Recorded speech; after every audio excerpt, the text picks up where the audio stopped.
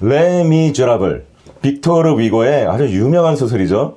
이 레미제라블 장발장의 이야기에 대해서 제가 북토크를 하도록 하겠습니다. 레미제라블이라는 책을 가지고 우리가 이제 할 건데요. 그 책은 여러 가지 어떤 버전이 있고 여러 가지 어떤 번역본들이 있는데 오늘 우리가 나눌 책은 바로 이 책입니다. 보이십니까? 네. 내용을 한번 보시면서 레미제라블이 드러내고 있는 어떤 그 하나님 세계관을 갖고 있는 기독교 생활을 갖고 사는 사람들의 그 삶, 그 다음에 그 삶이 실제로 세상을 어떻게 영향을 주는지, 그 다음에 그 세상에, 그 다음에 이 삶이 어떻게 서로 부딪히고 또 어떤 사건으로 번져나갈 수 있는지를 한번 생생하게 한번 경험하고 또 한번 이렇게 음미하는 그런 시간이 됐으면 좋겠습니다. 레미제라블이라는 이 이야기를 전해드리도록 하겠습니다. 기대하시라. 개봉박두.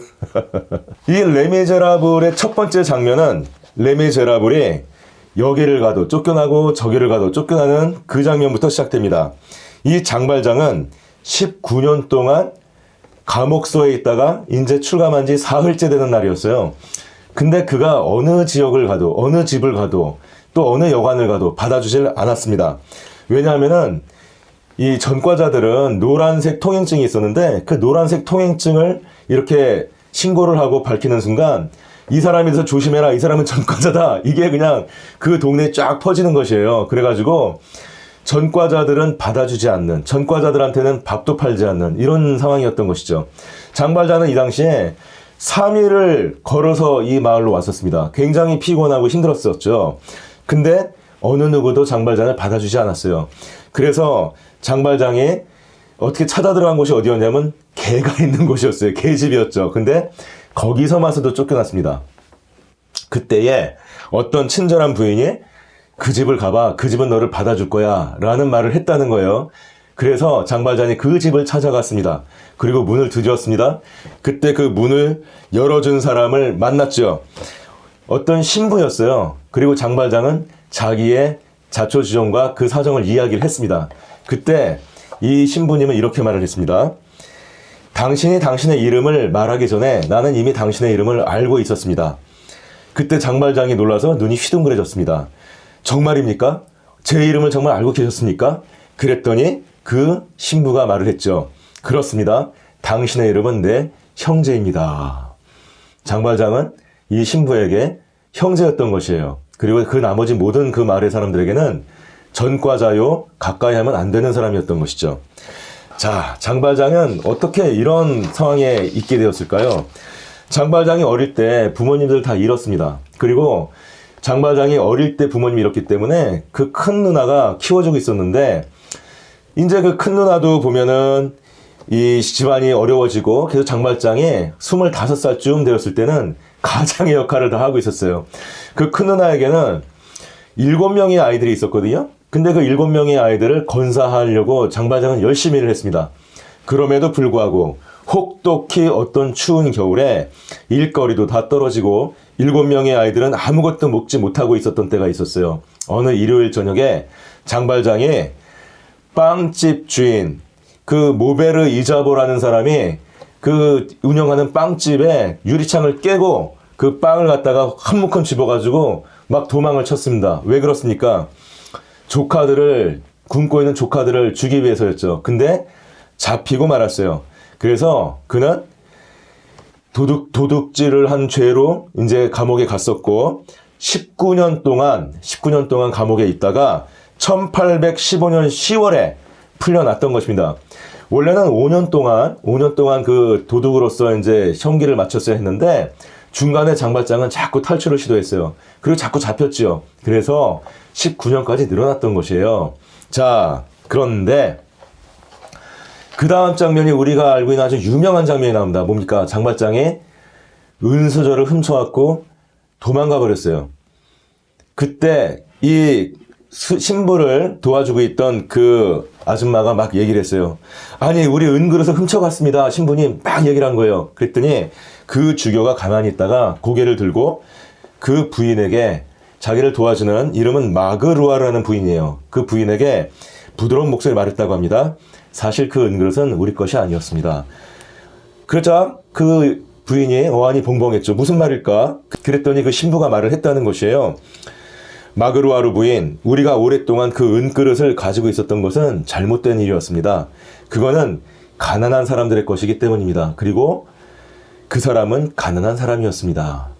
지금 주교는 은그릇을 훔쳐간 그 장발장에 대해서 전혀 원망하거나 실망하지 않고 오히려 그 은그릇의 진정한 주인이 장발장이라고 얘기를 하고 있었던 것이에요. 근데 그 장발장은 그 은그릇을 훔쳐갖고 가고 있다가 경찰에 잡혀버렸어요.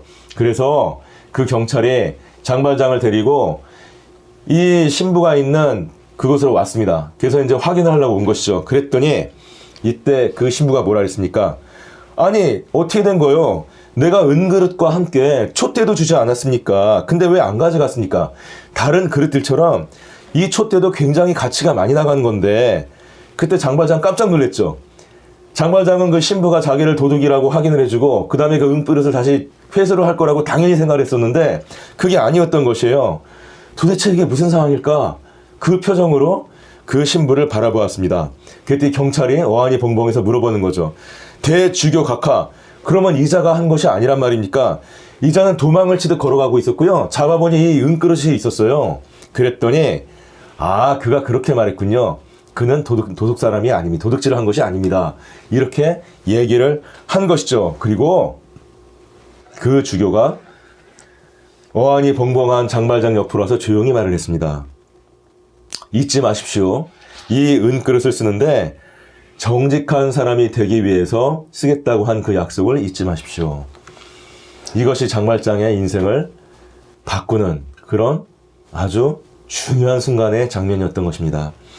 자, 그래서 이제 장발장은 은혜를 받고 도둑이 다시 될 뻔해서 다시 잡혀갈 뻔했지만 이제 그의 갈 길을 그냥 떠나게 되었던 것이죠.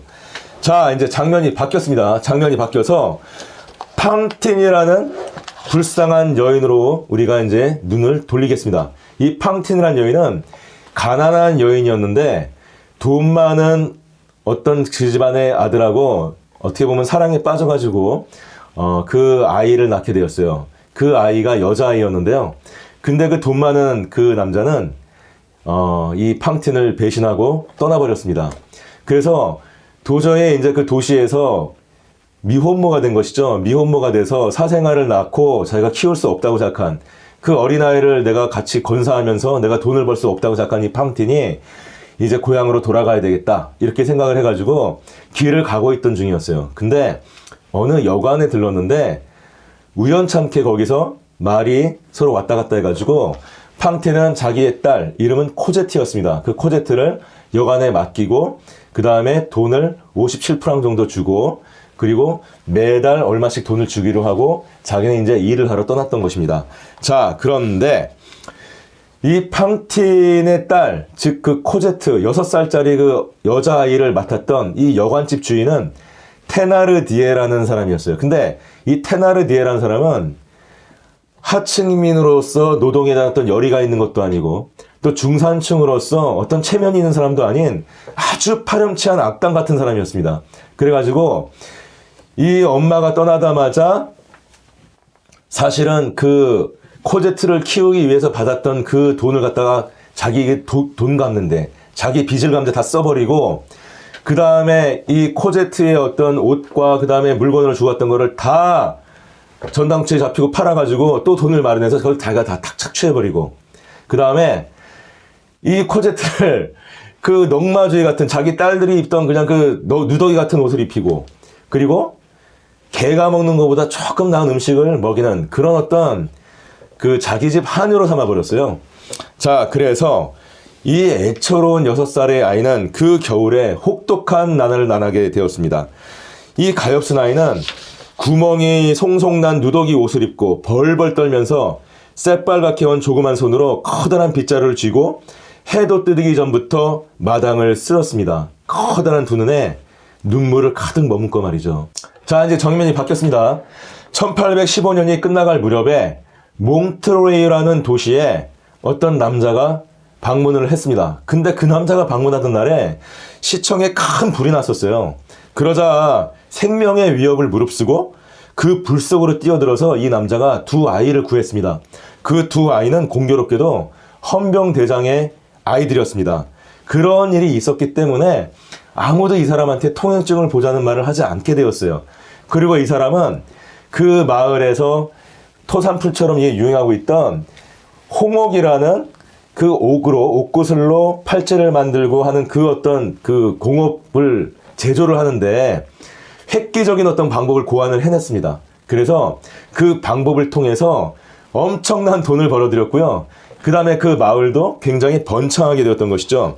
그 사람의 이름은 마들렌이라는 사람이었어요.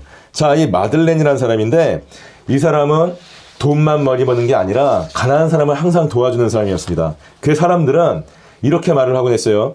그가 돈을 벌 때는 그를 장사꾼인 줄 알았어요. 그 다음에 그가 가난한 사람한테 돈을 막 쓰는 거를 보고는 아, 저 사람 정치에 야심이 있구나 이렇게 생각을 했어요. 근데 그가 국왕이 시장으로 임명을 했는데도 불구하고 저는 사양하겠습니다 하고 받지 않는 걸 보고 좀 이상한 사람이야 이렇게 생각을 하고 있다가 그가 그러한 명예를 거절하자 저 사람 사기꾼 같아 뭔가 좀 꿍꿍이가 이상해 이렇게 또 생각을 했던 것이죠. 그 다음에 그 이제 지역에 있는 많은 사람들이 높은 사람들이 그 사람과 교제하기를 바라고 사교계에 초대를 했을 때도 그 사람이 그거를 거절하자 저 사람은 촌놈이야 시골뜨기야 이렇게 생각을 하게 됐던 것이에요. 그럼에도 불구하고 이제는 마들렌은 결국은 많은 사람들의 사랑을 받게 되고 그 능력을 인정받아서 이제 그 몽트레유시의 시장이 되었어요. 마들렌 시장이 되었던 것이죠. 자, 마들렌 시장님은 어떻게 지내고 있었죠? 주머니에 항상 잔돈을 많이 가지고 외출을 했습니다. 그 다음에 돌아올 때는 그 주머니에 그 돈이 한 푼도 없었죠. 왜냐하면 가난한 사람들한테 다 그 돈을 줬기 때문이에요. 그 다음에 그는 수렁에 빠진 수레바퀴를 밀어주고 도망가는 황소의 뿔을 잡아주기도 하고 그 다음에 하여간 사람들이 필요한 모든 일들을 이 사람은 자기의 어떤 굳은 일을 마다하지 않고 도와주는 그런 사람이었습니다. 그는 사람들이 그래서 어떻게 불렀냐면 부자인데도 거만하지 않고 그 부를 가지고 즐기지도 않는 사람, 그냥 존경스러운 사람 이렇게 점점 소문이 나고 종래는 갑작스러운 이 사람의 성공 때문에 빈정거리고 이 사람을 질투하던 사람들마저도 이 사람의 어떤 그 선함을 인정하게 되고 이제는 많은 사람들로부터 존경을 받는 그런 사람이 되었던 것이에요. 자, 이 사람에 대해서 이 책은 이렇게 묘사를 하고 있습니다. 멀리 떨어진 곳에 사는 사람들도 문제가 생기면 그와 의논하기 위해 왔다. 그는 분쟁을 해결하고 소송을 그만두게 했으며 적대적 관계에 있는 사람을 화해시켰다. 그는 화해를 시키는 사람이었어요. 그리고 많은 사람들에게, 모든 사람들에게 의논을 해주는 사람이었고 그 다음에 분쟁을 해결하는 사람이었죠. 그래서 그에 대한 존경은 마치 전염이라도 되듯 6, 7년 사이에 그 지방 전체로 퍼져나갔다는 것이에요. 자, 근데 이러던 한중에 포슐루방이라는 어떤 영감이 진마차에 깔리는 사건이 벌어졌습니다. 그때에 이 마들렌 시장님이 또 우통을 벗어 제끼고 그 다음에 굉장히 그 위험한 처지에서 그 마차 밑으로 기어 들어갔어요. 만약 그게 잘못되면은 자기도 죽을 수 있는 사건이었어요. 근데 이 사람은 주저하지 않고 가서 그 포슐루방 노인을 도와주었습니다. 그러자 사람들이 나중에는 감동을 해서 모두 힘을 합쳐서 그 진마차에서 포슐루방 노인을 이렇게 구출을 해냈던 것이죠. 자, 그래서 이 마들렌 시장은 그 노인을 구출했을 뿐만 아니라 그 사람을 어떤 수녀원의 정원지기로 취직까지 시켜주었어요. 이 사람은 그렇게 친절을 베풀었던 것이죠. 자, 이렇게 마들렌 시장은 위험을 무릅쓰고 그 포슐루방 영감을 진마차의 사건에서 구해내고 그 다음에 그에게 새로운 직업까지 만들어 주었습니다. 이때 이 마을에 온 여인이 한 명 있었으니 그 이름이 무엇이었을까요? 그 여인이 바로 팡틴이었던 것입니다. 여러분 기억하시죠? 미혼모로 사생아를 낳고 그 다음에 그 부잣집 남자에게 배신당한 바로 그 여인, 그 자기 딸 6살짜리 코제트를 그 테나르디에가 운영하는 여관에 맡기고 돈을 벌기 위해서 내려왔던 그 여인, 그 여인이 바로 이때 왔던 것이에요. 자, 그런데 이 팡틴이 일을 하고 한 1년쯤 지났을 때 사람들은 이 팡틴에 대해서 약간 오해를 하기 시작했습니다. 그래서 이 팡틴은 아마 매춘부였던 것 같아, 몸을 파는 여자였던 것 같아, 이런 어떤 소문이 퍼지기 시작했어요. 근데 이 몽트레유시는, 그리고 이 팡틴이 일하던 곳은 더군다나 마들렌 시장이 운영하는 공장이었거든요. 마들렌 시장은 굉장히 정직을 강조하고 나쁜 행위를 하는 것에 대해서 사람들을 하지 말라고 경계하곤 했었습니다. 그러니까 사람들이 나쁜 짓을 하는 사람들에 대해서는 약간 관용하는 마음이 없어졌었어요. 그리고 자기들과 함께 일하는 동료가 옛날에 그렇게 몸을 파는 창녀 같은 여자였다는 것을 갖다가 견딜 수가 없었던 것이죠. 그래서 이 사람들은 이 팡틴을 공장에서 얼마의 돈을 주어서 내쫓아버리고 말았습니다. 그때에 그 악마 같은 테나르디에가 이 여인에게 거짓말을 했습니다. 코제트가 병이 났다. 빨리 돈을 보내라. 40프랑이 필요하다. 그랬더니 이 여인은 직장에서도 이제 쫓겨났잖아요. 어떻게 할 수가 없었던 거예요. 그래가지고 절망에 빠져가지고 돌아다니다 보니까 어떤 사람이 이 팡틴의 앞니빨 2개를 보고 참 아름다운 이빨이다. 그것을 나한테 준다면 이빨 1개당 20프랑을 주겠다. 그쵸? 이빨 2개를 갖다 팔면 그 테나르디에가 요구했던 40프랑을 갖다가 줄 수가 있는 것이에요. 그래서 팡틴은 자기 앞니빨을 바로 빼고 돈을 받게 됩니다. 그리고 우체국에 와서 돈을 이렇게 금화 2입을 내밀면서 이제 테나르디에게 보내려고 할 때에 그 소설에 보면 이렇게 묘사가 되어 있어요. 팡틴이 입을 딱 벌리니까 피투성이가 되어 있었고 구멍이 뻥 뚫린 이빨이 안 보이는 그런 입을 갖고 있었다. 굉장히 불행한 여인이죠. 근데 이렇게 또 돼 있을 때에 그 테나르디에가 또 다른 어떤 명목으로 이 여인을 협박을 해서 이번엔 또 100프랑을 보내라고 했습니다. 이 여인은 도저히 그 돈을 마련할 수가 없었죠. 그래서 마지막엔 어떻게 됩니까? 결국은 진짜로 매춘부가 되고 말았던 것이에요. 그랬을 때에 이 여인이 바로 자베르라는 그 경감에게 잡혀왔습니다. 어떤 사건이 있었던 것이죠. 그때 그 장소에 마들렌 시장이 있었어요. 이 마들렌 시장이 가만히 이 여인을 보고 있다가 이 여인의 하는 말을 듣게 되었습니다. 이 여인은 뭐라 그랬냐면은 바로 당신이 나를 내쫓았다. 내가 일을 열심히 하고 있는데 나에게 터무니없는 어떤 그 소문이 난 거를 당신이 오해를 해가지고 듣고 나를 내쫓아버렸다. 그래서 나는 이렇게 불행해졌다. 막 마들렌 시장을 갖다가 이 팡틴이 원망을 했죠. 마들렌 시장 그 얘기를 가만히 듣고 있다가 마들렌 시장은 선인이잖아요. 그러니까 마음이 참 아팠던 거예요. 그래가지고 이렇게 말합니다. 나는 당신이 말한 그런 일들을 전혀 모르고 있었습니다. 왜냐하면 누구도 나에게 그렇게 말을 하지 않았다는 것이에요. 자, 그러니 내가 이제 당신의 빚을 갚아드리겠습니다. 그리고 아이도 데려올 수 있도록 할 테고 그리고 당신이 아이와 함께 살 수 있도록 내가 도와드리겠습니다. 자, 이렇게 얘기를 했습니다. 자, 근데에 바로 요즘 해가지고 갑자기 이 자베르 경감이 장발장 이 마들렌 시장을 찾아왔습니다. 여러분, 마들렌 시장이 장발장이라는 건 이미 알고 계셨죠? 네. 자, 실감나게 하기 위해서 제가 말을 안 했던 거예요. 근데 이 자베르 경감이 장발장에게 이 마들렌 시장에게 이렇게 얘기를 합니다. 시장님, 나는 당신이 그 통행증을 가지고 사라져버린 바로 그 장발장이라고 생각을 하고 의심을 했었습니다. 자, 그래서 당신을 내가 사실은 최근에 고발을 했습니다. 근데 진짜 장발장이 잡히고 말았습니다. 내가 당신에 대해서, 나의 상사인 당신에 대해서 내가 너무나 못할 짓을 했다는 걸 알게 되었습니다. 그러니 저를 이제는 해직시켜 주십시오. 해고해 주십시오. 이렇게 말을 했던 것입니다. 그랬더니 마들렌 시장님은 좋은 사람이니까 이 자베르 경감을 그냥 용서를 해주려고 했어요. 그랬더니 자베르 경감이 이렇게 얘기를 하죠. 나는 당신이 사람들한테 이렇게 친절을 베푸는 게 나는 좋지 않습니다. 저는 화가 납니다. 시민보다는 매춘부를 옹호하는 친절, 시장보다는 경관을 옹호하는 친절, 상관보다는 말단 관리를 옹호하는 친절, 그건 잘못된 친절입니다. 사회 질서가 문란해지는 것도 바로 그런 친절 때문입니다. 친절하게 대하는 일은 쉽지요. 하지만 공정하게 처신하는 것은 어려웁니다. 자베르는 이런 생각을 하고 있는 사람이었어요. 자, 그래서 그는 그 자신에 대해서도 공정하게 대하기 위해서 스스로 마들렌 시장을 찾아가서 마들렌 시장은 집에 돌아와서 깊은 고민에 빠졌습니다. 그는 이 몽테르웨시에 들어와서 사업적 성공을 거두었죠. 그래서 과거의 잘못에 대해서 자기가 참여하기 위해서 많은 사람들에게 선을 베풀고 그 다음에 남겨진 삶을 통해서 그렇게 속죄하면서 살 것이다. 이렇게 생각을 하고 있었습니다. 그는 평화와 희망을 가지고 오직 두 가지 일만을 생각을 했던 것이죠. 첫 번째 뭡니까? 자기의 진짜 이름, 즉 장발장이라는 이름을 숨기는 것. 또 한 가지는 뭡니까? 거룩한 생활을 해서 그래서 신에게 귀의하는 것이었습니다. 이 두 가지가 그의 행동을 결정을 했고요.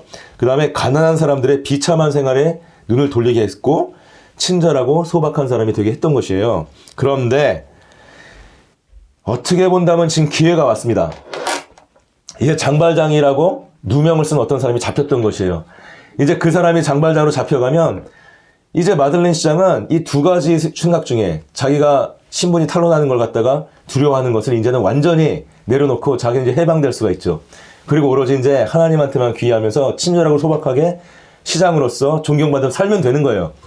자, 근데 이 사람은 그렇게 하는 것에 대해서 굉장히 고민을 하기 시작했습니다. 자, 이 사람은 이렇게 얘기를 합니다. 내가 진정 원했던 것은 주교가 나에게 명령한 것, 바로 그것이었다. 그것은 뭐냐면은 내 몸이 아니라 내 영혼을 구하는 것이었고 정직하고 선량한 인간으로 돌아가는 일이었다. 올바른 사람이 되는 것이었다. 내가 과거에 문을 닫는다고 좋아할 때가 아니다. 그 누군가가 나 대신 죄명을 뒤집어 쓰고 그 사람을 통해서 그 사람의 불행을 통해서 내가 행복하게 된다는 것은 내가 그 사람의 생명을, 그 사람의 평화를, 그 사람의 양지 바른 곳을 내가 훔치려고 하는 것이고 나는 살인자가 되려고 하는 것과 다름이 없다. 한 가엾은 사나이를 죽이려 하는 것과 다름이 없다. 이렇게 생각을 했던 것이에요. 자, 그리고 장발장은 결심을 합니다. 안 된다. 나는 자수를 해서 희생양이 된 그 불쌍한 사나이를 구하고 나의 이름을 밝히고 다시 죄수 장발장이 되어서 참된 부활을 이루어야 한다. 외면상으로 지옥으로 떨어지는 일이 일지라도 진짜 지옥으로 떨어지는 일을 하면 안 된다. 이렇게 생각을 했던 것이죠. 그리고 딱 생각을 해보니 마치 그 주교가 자기에게 친절을 베풀었던 그 주교가 그 신부가 눈앞에 보이는 것처럼 그렇게 생각이 들었어요. 자기가 마들렌 시장으로 아무리 숭고한 행위를 한다 할지라도 그 주교에게 자기는 더러운 인간으로 보일 것이다. 이렇게 생각을 했습니다. 차라리 죄수 장발장에 대해서 훌륭하고 깨끗하게 자기의 양심을 속이지 않는 사람이 되는 것이 그게 바로 그 신부와 주교가, 신부이자 주교가 원하는 것일 것이다. 이렇게 생각을 하고 이제 그는 법정으로 갔습니다. 자, 그래서 이 사람은 그 자기 대신 잡혀와 있는 샹 마티웨라는 그 사람이 막 몰려있을 때 사람들이 깜짝 놀랄 정도로 너무나 충격적인 자기 고백을 하게 되는 것이죠. 자, 이 사람은 이렇게 말합니다. 여러분들은 엄청난 과오를 저지를 뻔했습니다. 내가 바로 그 불행한 죄인 장발장입니다. 이렇게 말해요. 나를 체포하십시오. 그리고 저 사람을 놔주십시오. 그리고 장발장은 이렇게 얘기했습니다. 나는 농부였습니다. 근데 그 감옥을 갔을 때 그 감옥으로 인해 가지고 나는 파렴치한으로 나쁜 인간으로 성격이 안 좋은 사람으로 변해버리고 말았습니다. 감옥은 나를 파괴했었습니다.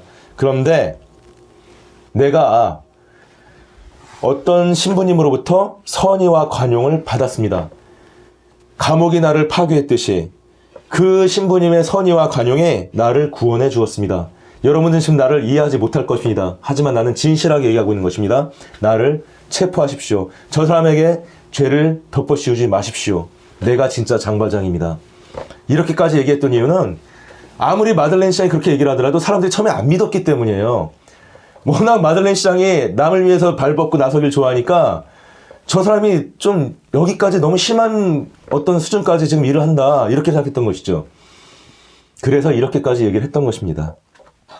자, 그리고 이 마들렌 시장, 즉 이제 장발장으로 밝혀진 이 남자는 자베르 경감에게 한 가지 부탁을 해요. 내가 저 코제트라는 아이를 갖다가 데려올 때까지만 나를 좀 사흘 동안만 말미를 주지 않겠나. 근데 자베르 경감은 그러한 친절을 베푸지 않았습니다. 자, 그리고 마들렌 씨의 체포는 몽트레이유 일대에 엄청난 충격과 동요를 줬죠. 그리고 유감스럽게도 그가 전과자였던 그 단 한마디 말 때문에 6, 7년 동안이나 그가 베풀었던 그 선행과 그의 어떤 모든 인격은 사람들에게 다 잊혀지고 모든 사람들이 다 돌아서 버리고 말았던 것입니다. 자, 그리고 그는 한 명의 죄수가 되어서 다시 감옥으로 갔습니다. 그런데 그가 죄수로 있을 때에 그 어떤 수부가, 배에서 일하는 수부가 사고가 벌어진 일이 생겼어요. 죽게 생겼어요. 그때 어떤 한 죄수가 그 수부를 구하고 그 구하는 과정에서 물에 떨어져서 그 위험한 상황에 처했습니다. 사람들이 그 시체라도 찾아보려고 물밑을 막 뒤졌지만은 찾을 수가 없었어요. 자, 그래서 이 사람은 죽었구나라는 식으로 사람들이 알게 되었습니다. 그 사람은 수감 번호가 94305였고 그 이름은 장발장이었던 것이죠. 자, 그 다음에 장발장은 자기가 이제 이렇게 사실은 죽은 게 아니라 사람들 눈을 피해서 이제 탈출을 한 것이죠. 그리고 어딜 찾아갔습니까? 코제트를 구해내러 찾아갔습니다. 자, 그래서 장발장이 코제트를 봤을 때에 이 코제트는 너무나 불쌍한 아이였어요. 코제트는 어린아이의 본성으로 사랑을 해보려고 한 적이 있었던 아이였습니다. 그러나 테나르디의 부부도 또 그들의 아이들도 또 다른 아이들도 다 그녀의 사랑을 뿌리치고 그녀에게 사랑을 나누지 않았습니다. 그리고 소녀는 개를 사랑했지만 그 개마저 죽어버렸어요. 그 뒤부터는 이 소녀는 아무도 사랑할 수가 없게 되어버렸습니다. 근데 코제트에게 없었던 것은 사랑할 수 있는 능력이 아니었어요. 그것은 사랑할 수 있는 기회가 없었던 것이죠. 장발장이 코제트 앞에 나타났을 때 이제 코제트는 그 사랑할 수 있는 기회를 찾았던 것입니다. 그래서 코제트는 장발장에게 자기의 사랑을 쏟았습니다. 그리고 장발장 역시 그 코제트에게 자기의 사랑을 쏟았어요. 그래서 코제트의 사랑을 받기 시작하면서부터 장발장은 인간이 선하고 인생은 좋은 것이라는 생각을 하게 되었던 것입니다. 자, 이렇게 행복하게 살고 있을 때 자베르 영감의 그 집요한 추적이 장발장을 쫓아오기 시작했습니다. 그래서 장발장은 어느 날 자기가 살던 곳을 빠져나와서 막 도망을 가다가 결국은 막다른 골목에 몰렸어요. 그때 그가 이렇게 쳐다보니까 높은 돌담이 있었습니다. 그 돌담을 장발장은 탈출의 명수잖아요. 자, 그러니까 그 돌담을 코제트를 이렇게 안고서는 넘어가서 다 안으로 들어갔습니다. 캄캄한 밤에요. 여기가 어딘지를 몰랐어요. 근데 그곳은 바로 장발장의 표현에 하면 하나님이 인도하신 바로 탈출구였던 것이죠. 어디였습니까? 거기는 수녀원이었던 것이에요. 그 수녀원에는 누가 있었냐면 여러분 집마차 밑에 깔려가지고 죽을 뻔했던 그 영감의 이름 아세요? 포슐루방. 그 포슐루방 영감이 여기서 정원사로 일하고 있었던 것이에요. 포슐루방 영감은 마들렌 시장에 갑자기 한밤중에 퉁 하고 떨어지는 걸 보고 깜짝 놀랐습니다. 그 다음에 마들렌 시장의 그 도움의 요청을 받고 이 마들렌 시장이 자기의 동생이라고 수녀원에 얘기를 하고 그 다음에 그 코제트를 수녀원이니까 이제 수녀들이 공부하는 거 학교에 보내서 이 장발장과 포슐루방 영감이 함께 일하고 그 다음에 코제트는 행복하게 거기서 이제 학교 생활하는 그런 나날이 지속되었던 것이죠. 자, 이제 이 평화로운 나날들이 지속되면서 장발장은 하나의 꿈을 꾸기 시작했어요. 장발장은 원래 직업이 가지치기거든요. 그 정원일을 굉장히 잘했습니다. 그래서 내가 포슐루방 영감과 내가 여기서 함께 일을 하고 있고 그러면 어느 때가 되면 우리 코제트는 수녀가 될 것이고 그럼 이 수녀원에서 코제트가 수녀로서 또 이렇게 생활하면서 내가 계속 여기서 이렇게 가지치기를 하고 있다면 우리는 나는 또 영원히 코제트와 헤어지지 않으면서 행복하게 살 수 있을 거야. 이렇게 생각을 했던 것이죠. 자, 그런데 장발장의 마음속에는 그 코제트를 사랑하는 마음이 있었기 때문에 어떤 의문이 벌어졌어요. 뭐냐면 코제트가 결정하지도 않고 수녀가 되면 결혼도 못하는 거잖아요. 근데 나의 행복을 위해서 이 아이를 그냥 세상도 모르는 상태에서 이렇게 수녀로 만들어버리는 게 옳은 것일까? 이렇게 또 생각을 하기 시작했습니다. 장발장은 자기 입장으로 생각하진 않아요. 진정으로 코제트를 위해서 얘기를 하는 거죠. 그러니까 장발장은 결심을 했어요. 나를 생각한다면 여기서 이렇게 있는 게 좋지만 하지만 코제트에게 기회를 주자. 언젠가 기회가 되면 여기를 나가야 되겠다. 이렇게 생각을 했던 것이죠. 자, 그 다음에 그 기회가 왔습니다. 언제요? 포슐루방 영감이 죽었던 것이에요. 그러자 이 장발장이 이 영감이 죽었으니까 나도 이제는 형제가 돼 있는 거예요. 이제 뭐 우리 형제가 죽었으니까 내가 더 이상 여기 있을 것 같습니다. 있을 필요가 없을 것 같습니다. 그러니까 나는 우리 딸을 데리고 이제는 돌아가겠습니다. 그리고 이제까지 딸을 교육시켜 주신 그 교육비를 내가 내겠습니다. 이렇게 하고 포슐루방이라는 이름으로 세상으로 다시 나왔습니다. 포슐루방이라는 영감은 수녀원에 들어간 것까지는 알아요, 사람들이. 근데 그것도 죽는 건 모르죠. 그 다음에 장발장이 나와서 자기가 포슐루방이라고 하고 다닌 거예요. 그리고 포슐루방은 연금까지 받을 수가 있었어요. 장발장은 그 연금을 받아 생활하고 그러면서 이제 또 평화로운 나날을 지내고 있었습니다. 그리고 장발장은 때가 되면은 그 어떤 공원에 가서 이렇게 산책을 하곤 했던 것입니다. 자, 그런데 그 산책을 하는 그곳이 어디였냐면 릭상부르 공원이었는데, 그 릭상부르 공원에 그 산책할 때 이렇게 마주치게 되는 잘생긴 청년이 있었어요. 그 잘생긴 청년이 누구냐면 마리우스라는 청년이었습니다.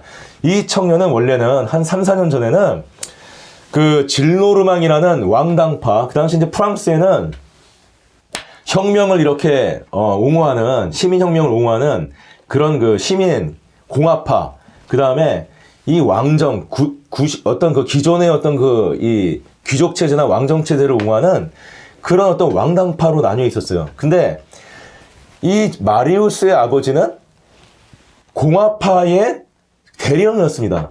근데 이 마리우스의 외할아버지, 즉 이 마리우스의 엄마는 왕당파, 질노르망이라는 이분은 왕당파인데 이 왕당파 귀족 집안의 딸이었던 것이에요. 그러니까 공화파의 청년이 이 왕당파의 좀 잘 사는 집안의 딸과 사랑에 빠져가지고 마리우스라는 아들을 낳은 것이죠.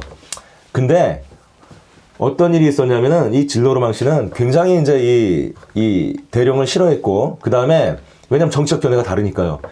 만약에 이 아들을 네가 만나고 하면은 내가 이 아들한테 또 내 딸한테 유산을 주지 않겠다, 이렇게 막 협박을 했습니다. 그래가지고 결국은 이 대령은 그 아들과 아내의 행복을 위해서 따로 떨어져 살고 있었어요.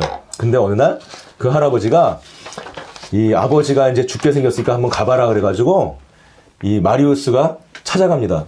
마리우스도 아버지에 대해서는 어떤 정이 없었는데, 근데 그 마리우스가 아버지의 집을 찾아갔을 때 놀라운 사실을 알게 되죠. 하나는 뭐냐면 자기가 미사를 볼 때에 그 아버지가 자기도 모르게 그 기둥 뒤에 숨어가지고 자기가 미사를 보는, 그 아들이 미사를 보는 것을 바라보면서 눈물을 흘리고 기도해주곤 했다는 그 얘기를 듣게 된 것이에요.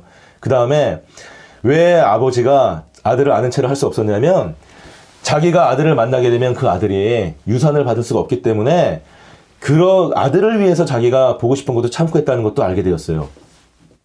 그래서 아버지의 이 유언을 보니까 아버지가 워터루 전투에서 나폴레옹을 위해서 싸웠는데 워터루 전투에서 나폴레옹이 졌지요. 예, 졌는데 그때 그 나폴레옹으로부터 남작이라는 이 칭호를 받았다.